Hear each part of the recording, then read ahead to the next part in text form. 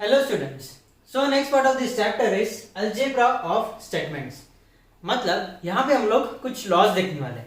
अपना पहला लॉ है वो है आइडेम्पोटेंट लॉ. पहला जो लॉ है वो कौन सा है? Idempotent law. आइडेम्पोटेंट लॉ में क्या होता है? P और P, ठीक है, is equivalent to P. Equivalent बोले तो इसको हम लोग इज इक्वल टू भी बोल सकते हैं. सो पहला लॉ क्या है? P और P is equivalent to P. दूसरा है P and P is equivalent to P. मतलब किसी अगर स्टेटमेंट पैटर्न में इस तरीके से है P और P तो हम लोग उसको P भी लिख सकते हैं. P एंड P है तो उसको भी हम लोग P लिख सकते हैं. ये कौन सा हो गया? Idempotent law. दूसरा होता है कॉम्यूटेटिव लॉ. कॉम्यूटेटिव लॉ बोले तो P और Q is equivalent to Q और P. दैट मीन्स हम लोग पोजीशन इंटरचेंज कर सकते हैं. P और Q is equivalent to Q और P. ठीक है, P and Q is equivalent to Q and P. P and Q is equivalent to Q and P. ये कौन सा हो गया? Commutative law. तीसरा जो है वो है एसोसिएटिव लॉ. एसोसिएटिव लॉ में क्या है? P और Q और R. तो ये जो ब्रैकेट का पोजीशन है ये हम लोग चेंज कर सकते हैं. P और Q और R. ठीक है. दूसरा P and Q and R is equivalent to P and Q and R. ये जो ब्रैकेट का पोजीशन है ये हम लोग चेंज कर सकते हैं. समझ में आ गया? ये कौन सा है? Associative law. फिर उसके बाद में आता है डिस्ट्रीब्यूटिव लॉ. डिस्ट्रीब्यूटिव लॉ में P और Q एंड R. P और Q एंड R इसको हम लोग ऐसे लिख सकते हैं P और Q. P और Q फिर बीच में आएगा एंड P और R. समझ में आ गया? ये जो ब्लू में लिखा है ये इस तरीके से आएगा P और Q एंड R. तो P और Q एंड P और R. इसी तरीके से P एंड Q और R. तो इसका डिस्ट्रीब्यूशन कैसे रहेगा? P एंड Q फिर R, P एंड R. तो इस तरीके से रहेगा डिस्ट्रीब्यूटिव लॉ. समझ में आ गया?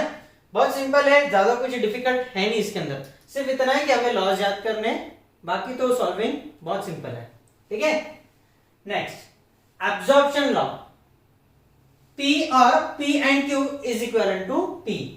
मतलब अगर स्टेटमेंट ऐसा है P और P एंड Q तो हम लोग इसको लिख सकते हैं P. फिर उसके अंदर P एंड P और Q इसको भी हम लोग लिख सकते हैं P. समझ में आ गया? ओके. फिर बाद में De Morgan's law. That means negation. Negation of P और Q is equivalent to negation of P and negation of Q. ये तो हम लोग ऑलरेडी निगेशन में देख चुके हैं, है ना? तभी हम लोगों ने बताया था वो कौन सा लॉ है? डी मॉर्गन्स लॉ है ना? फिर negation of P and Q is equivalent to negation of P और निगेशन ऑफ Q. फिर उसके बाद में कॉम्प्लीमेंट लॉ.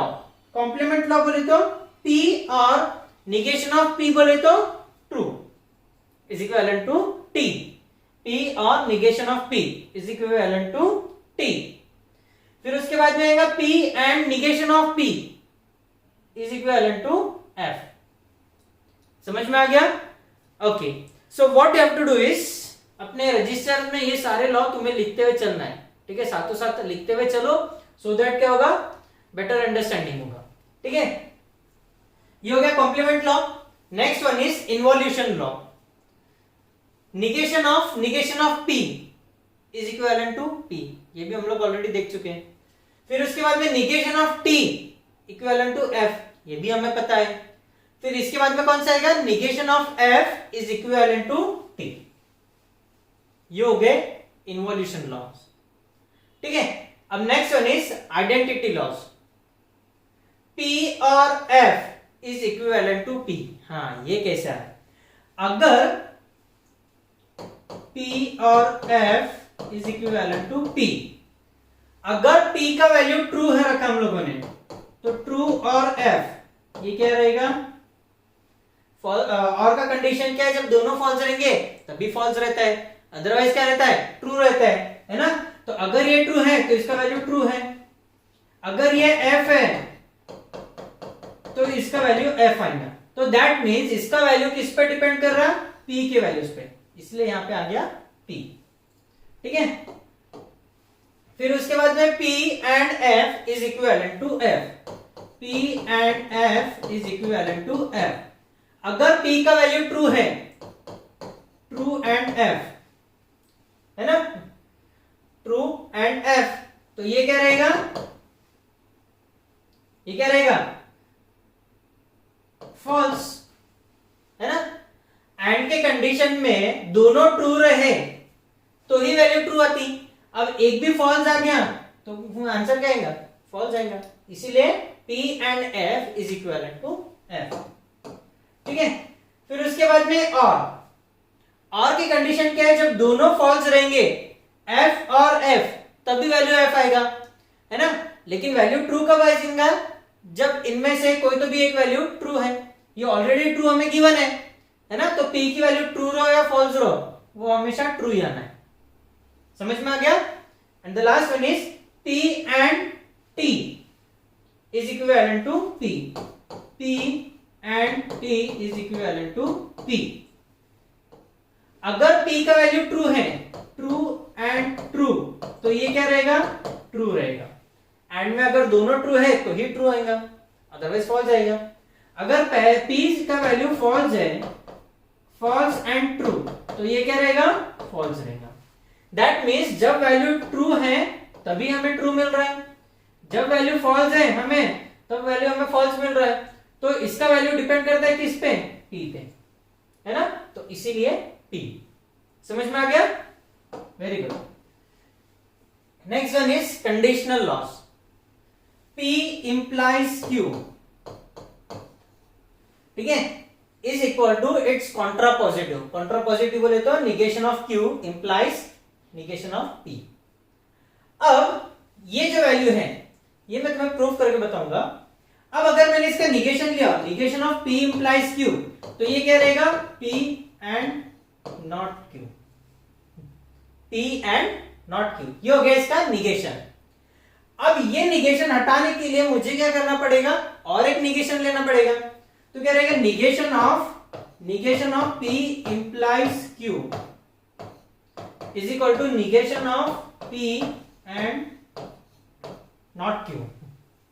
ठीक है, निगेशन ऑफ निगेशन मतलब स्टेटमेंट इटसेल्फ, तो वो क्या रहेगा, P implies Q is equal to negation of conjunction.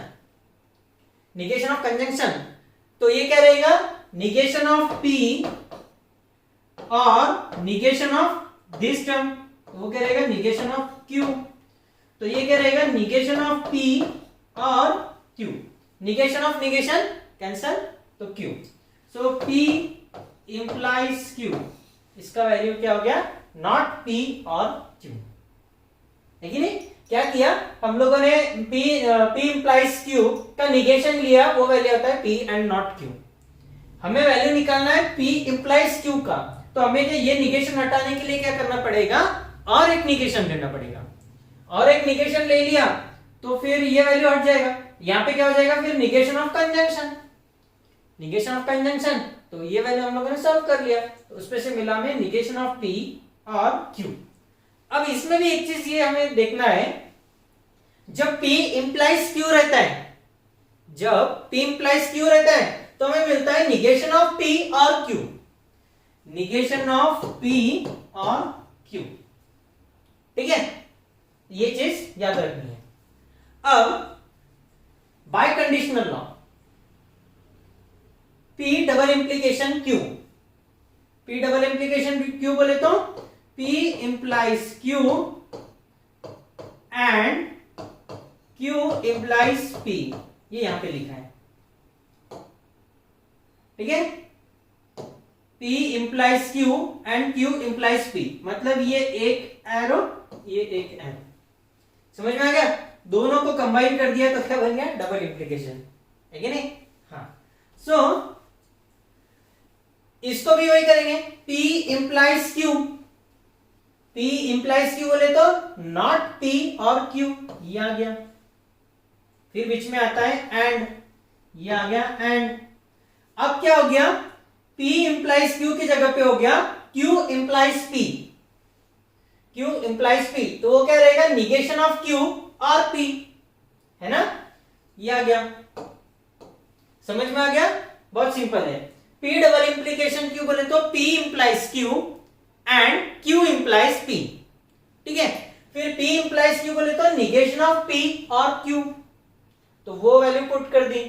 अब Q इंप्लाइज P है तो निगेशन ऑफ Q और P, P इंप्लाइज Q क्या रहता है, निगेशन ऑफ P और Q, पहला स्टेटमेंट और दूसरा स्टेटमेंट। तो पहले स्टेटमेंट का निगेशन, तो यहां पे क्या है, Q इंप्लाइज P, तो क्या रहेगा, निगेशन ऑफ Q और P, निगेशन ऑफ Q और P। समझ में आ गया, ओके। सो यहां पे हमारे सारे लॉस खत्म होते हैं। अब हम लोग स्टार्ट करते हैं हमारे examples. Without using truth table, truth table use किए बिना हमें प्रूफ करना है, ठीक है। सो ये जो प्रूफ हमें करना है, ये कौन से बेसिस पे करना है, ये जो 10 लॉ हम लोगों ने देखे, ये 10 लॉ यूज करके हमें वैल्यूज प्रूफ करनी है, ठीक है। पहला वाला P double implication P and Q और negation of P and negation of Q, ठीक है। तो सबसे पहले हम लोग क्या करेंगे, LHS लेंगे। LHS क्या है, P double implication Q। P double implication Q को एक्सपांड किया तो क्या मिलता है हमें, P implies Q and Q implies P। ये क्या है, बाय कंडीशनल लॉ, जो सबसे आखिरी में देखा हम लोगों ने, बरोबर है।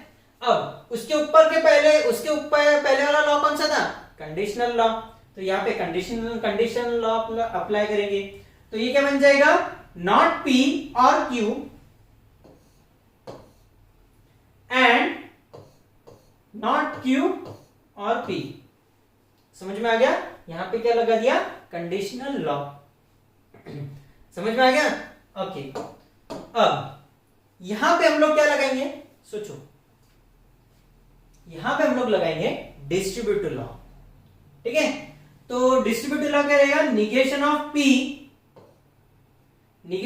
P एंड दिस वैल्यू, फिर उसके बाद में बीच में आएगा और Q और ये वैल्यू, ठीक है। निगेशन ऑफ P एंड ये वैल्यू एक ब्रैकेट में रहेंगी, बीच में रहेगा और ये, फिर उसके बाद में Q एंड ये value again. Is it clear, okay. Again यहां पे हम लोग लगाएंगे distributive law.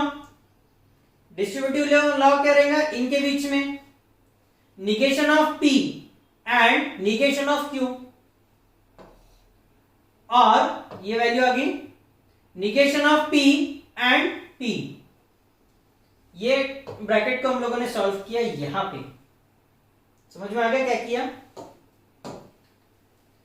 Negation of P and negation of Q जो कि एक ब्रैकेट में, फिर बीच में लेंगे हम लोग ये और, फिर बाद में आएगा again negation of P and negation of Q, sorry ये वाला, ठीक है। इसी तरीके से हम लोग क्या करेंगे, ये वाला ब्रैकेट भी सॉल्व करेंगे, डिस्ट्रीब्यूटिव लॉ लगाएंगे यहाँ पे, ओके। अब हम लोगों ने देखा था negation of P and P, इसका वैल्यू आता है F। कौन सा लॉ है, कॉम्प्लीमेंट लॉ है। Q एंड नॉट Q, इसका वैल्यू आता है F। ये कहां से आया, कॉम्प्लीमेंट लॉस। बाकी सारे as it is, negation of P and negation of Q और F, फिर उसके बाद में और ये value Q and not Q बोले तो बन गया F, और उसके बाद में क्या आएगा, और यहां पे आ गया, फिर ये Q एंड P, तो ये Q and P as it is.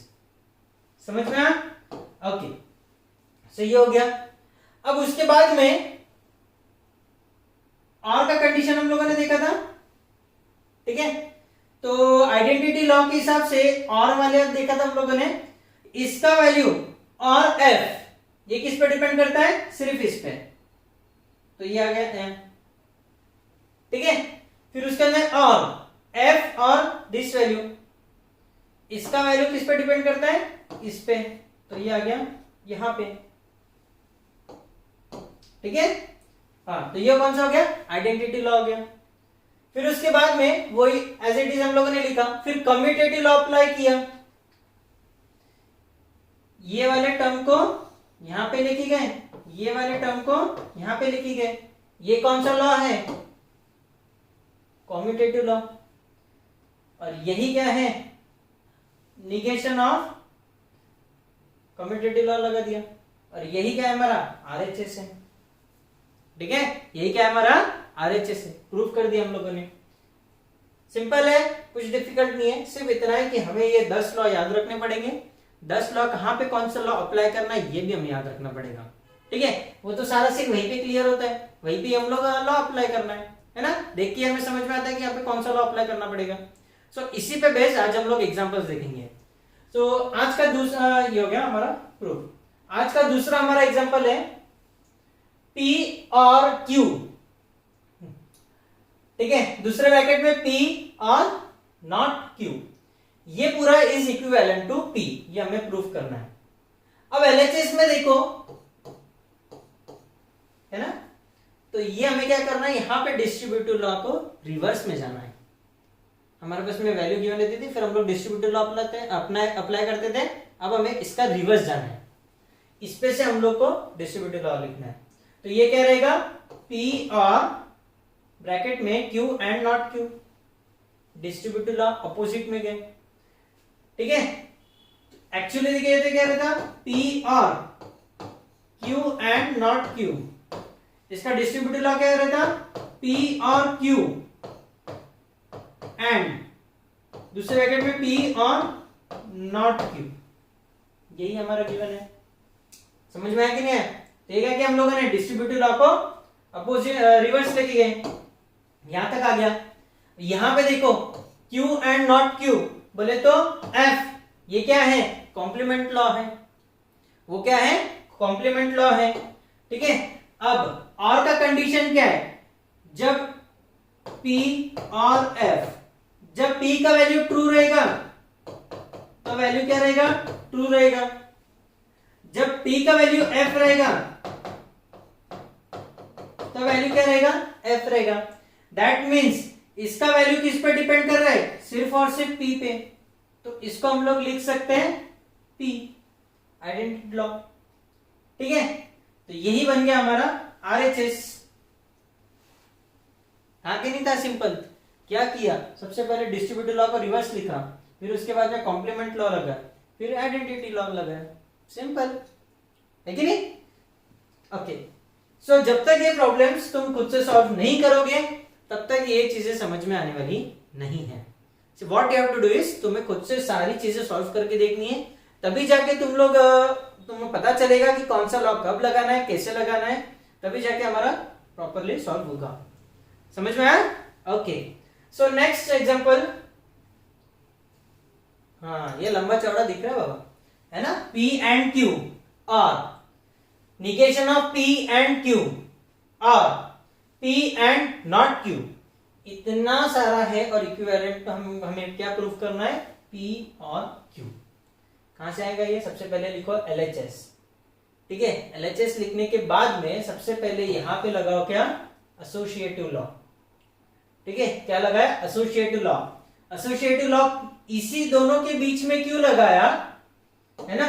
Associative law के लिए मैं ये दो भी सिलेक्ट कर सकता था, ये दो भी सिलेक्ट कर सकता था, है ना। चॉइस तो मेरा है ना, ये दो सिलेक्ट करूं या ये दो सिलेक्ट करूं, कोई भी दो के बीच में लगाना है, लेकिन मैंने पहले दो ही क्यों सिलेक्ट किए,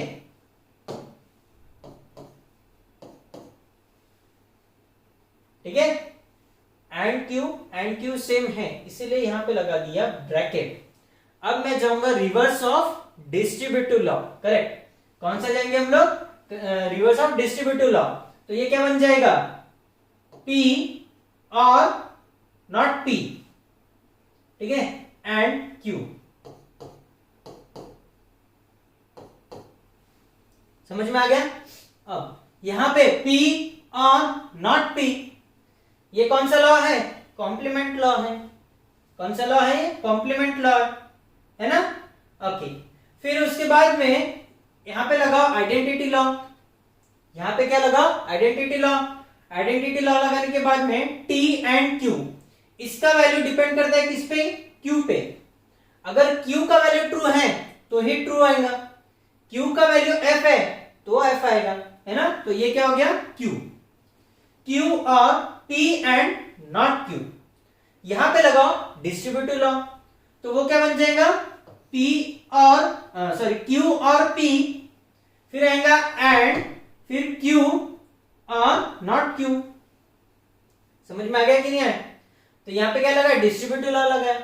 फिर उसके बाद में हमें ये पता है Q और नॉट Q, ये क्या है, कॉम्प्लीमेंट्री लॉ से, कॉम्प्लीमेंट लॉ से T आ गया इसका वैल्यू। इसका वैल्यू क्या है, T। कैसे आया, कॉम्प्लीमेंट लॉ से, है ना। और ये जो है स्टेटमेंट, इसका वैल्यू डिपेंड करता है किस पे, इस पे। अगर इसका वैल्यू ट्रू है तो ही इक्विवेलेंट टू ट्रू आएगा। इसका वैल्यू अगर f है तो इसका वैल्यू क्या आएगा, f आएगा, है ना। तो दैट मीन्स इस सब का वैल्यू किस पे डिपेंड करता, सिर्फ इस पे, ठीक है। तो वो आ जाएगा दिस। हमें प्रूफ क्या करना है, P और Q। यहां पे क्या है, Q और P, तो यहां पे कौन सा लॉ लगाओगे, करेक्ट, कौन सा, कॉम्यूटेटिव लॉ। कॉम्यूटेटिव लॉ से हम लोग क्या कर सकते हैं, इंटरचेंज कर सकते हैं। समझ में आ गया। हाँ, तो यही क्या है हमारा RHS। था कि नहीं था, सिंपल। सिर्फ क्या किया, हमें लॉज लगाने, लेकिन लॉज भी एक दो नहीं रखे, काफी सारे लग गए, है ना। ठीक है, तो सिर्फ थोड़ा सा क्लियरली ऑब्जर्व करना है और सॉल्व करना है, ठीक है। विदाउट सॉल्विंग, वैसे भी विदाउट सॉल्विंग मैथ्स कभी नहीं होता है ना। तो यहां पे क्या करना है हमें, solving. Is it clear, okay. And the last example of this lecture जो है दिस वन, लंबा चौड़ा है। निगेशन ऑफ, पहले ब्रैकेट में P और not Q implies P and not Q. It is equivalent to P or not Q and not P or Q. सबसे पहले हम लोग लेंगे LHS, ठीक है।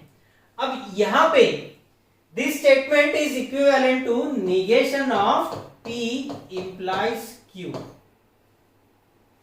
इसका वैल्यू अभी का P पकड़ो, ये implies इसका वैल्यू Q पकड़ो। तो negation of P implies Q क्या होता है, P and not Q, P and not Q। तो इसका वैल्यू क्या रहेगा, this bracket and negation of this bracket, this bracket and negation of this bracket. समझ में आ गया। अब पहले ब्रैकेट में कुछ सॉल्विंग नहीं है, एज इट इज लिखो, एंड निगेशन ऑफ कंजंक्शन, ठीक है। P एंड Q, इसका निगेशन क्या है, नॉट P और नॉट Q। तो इसका सॉल्विंग क्या रहेगा, negation of P and negation of Q is equal to not P और निगेशन ऑफ दिस, ठीक है। तो ये क्या हो जाएगा, निगेशन ऑफ P और निगेशन कैंसिल, तो ये रहेगा Q, ठीक है। तो इसको सॉल्व करेंगे, कौन सा, निगेशन ऑफ कंजंक्शन। यहां पे लगाएंगे निगेशन ऑफ निगेशन, ठीक है। तो यही हमें प्रूव करना था, P और not Q and not P और Q। समझ में आ गया, यही है हमारा RHS। Is it clear. So यहां पे हमारे आज के एग्जांपल्स कंप्लीट होते हैं। सिर्फ साइड बाय साइड कंटिन्यूअसली तुम सॉल्व करते चलो, जिससे क्या होगा, हमारे कंसेप्ट्स क्लियर हो गए, कौन सा लॉ किस तरीके से लगाना है ना। ओके, सो रिमेनिंग पार्ट हम लोग देखते हैं नेक्स्ट लेक्चर में।